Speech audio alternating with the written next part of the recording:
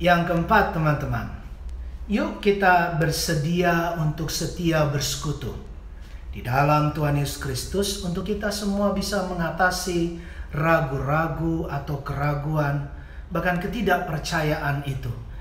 Baik saat kita sendirian atau kita bisa kumpul dengan keluarga, stay at home sekarang ini kan, dan juga nanti pada saatnya kita bisa kumpul semuanya oleh Komisi Pemuda, kita bisa lakukan banyak kegiatan dan berbagai pelayanan kita untuk memuji memuliakan nama Tuhan.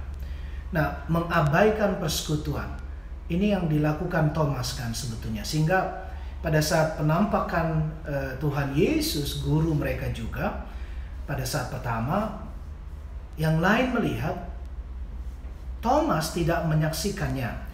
Nah, Paskah dan pemaknaan Paskah itu betul-betul harus berdampak dan itu dimulai dari persekutuan sebetulnya. Persekutuan dengan Tuhan, tapi juga persekutuan bersama-sama. Dalam persekutuan itulah pula murid-murid menyaksikan penampakan Tuhan Yesus setelah kebangkitannya. Nah, seperti halnya Thomas, bukankah kita sering kali juga mengabaikan akan persekutuan kan? Sehingga kita tidak melihat, tidak bertemu dengan Tuhan Yesus Kristus setelah kekuatan Paskahnya yang kita boleh maknai bersama seperti sekarang. Nah, kalau kita sekarang memaknai itu seperti tadi, baik sendirian atau kita bersama-sama, atau baik saat kita berkomunikasi, misalnya zaman now ini menggunakan mayoritas sekarang kita dengan HP, dengan media maya kita, dengan gadget kita, maka kita akhirnya bisa melihat bahwa persekutuan itu penting. Nah, yang kelima adalah menggunakan, nah ini dia, media online ini untuk akhirnya kita membagikan kekuatan kasih Tuhan. Jadi kayak seperti kita bersepakat gitu ya, mendorong, kalau firman Tuhan bilang mendorong dalam kasih dan dalam perbuatan baik. Nah, perbuatan baiknya apa? Ya lewat media online, apa sekarang? YouTube, WA, Facebook juga, ya WA group, Zoom, ya kan sekarang, Meet dan macam-macam. Kita membagikan semangat untuk boleh overcome doubt itu, mengatasi, ya, mengalahkan, bahkan boleh membuat segala sesuatu menjadi bagian yang indah. Karena ragu itu proses belajar, ya. Tapi hati-hati jangan jadi ragu-ragu terus. Dan untuk proses ini kita butuh teman, butuh orang-orang. Karena gini teman-teman, sebetulnya yang sejatinya kita tuh tidak bisa melakukan social distancing. Yang kita bisa lakukan adalah physical distancing. Kenapa? Karena gini, sejatinya kita kan manusia atau makhluk sosial. Makhluk sosial atau manusia sosial itu adalah membutuhkan selalu orang lain, komunikasi dan kebersamaan dengan orang lain.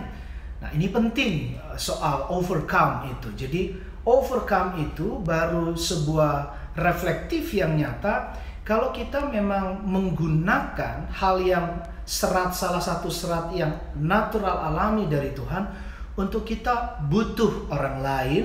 Artinya bukan untuk diri sendiri loh, tapi kita sebagai anak muda akhirnya bisa bantu teman-teman, sahabat, mungkin mereka yang lebih tua bahkan atau yang lebih muda juga, adik-adik kita, keponakan, dan siapapun yang letih lesu beban berat, ya, untuk dokter, perawat di banyak tempat, untuk para ahli-ahli yang lagi cari obat untuk COVID-19, untuk para tentara, TNI, polisi, Polri, atau siapapun, bahkan di seluruh dunia, bahkan seluruh suku bangsa, ya, seluruh manusia, seluruh bagian kehidupan dimanapun, baik teman, sahabat di negeri manapun atau siapapun yang belum kita kenal, jauh dekat, kita akan bisa gunakan media online.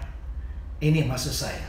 Jadi overcome itu, kalau sekarang refleksinya, kalau Tuhan Yesus tadi dramatisasinya dengan dia tiba-tiba datang, dia hadir. Sekarang dramatisasi untuk menghadirkan Yesus adalah menggunakan itu tadi, YouTube, WA group, WA Japri kita, lewat sentuhan-sentuhan kalimat, nyanyi sendiri atau nyanyi dengan keluarga, nyanyi dengan teman. Ada vokal grup yang bikin atau paduan suara bikin lagu.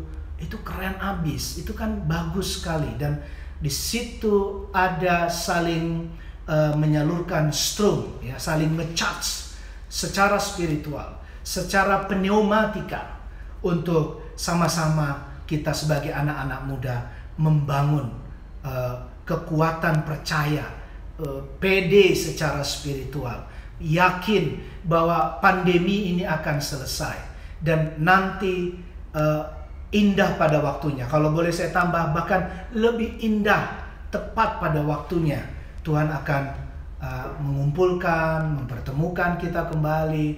Kita bisa cipika-cipiki, ya kan? Kita bisa tos, kita bisa hi bro, hi sis, begitu ya. Dan kita bisa sama-sama lagi memuji, memuliakan Tuhan secara fisikal, bertemu, begitu ya. Jadi kalau fisikal boleh sekarang kita distancing, jadi solidarity in distancing juga, dan communion distancing boleh-boleh saja, tetapi sesungguhnya kita tidak bisa social distancing.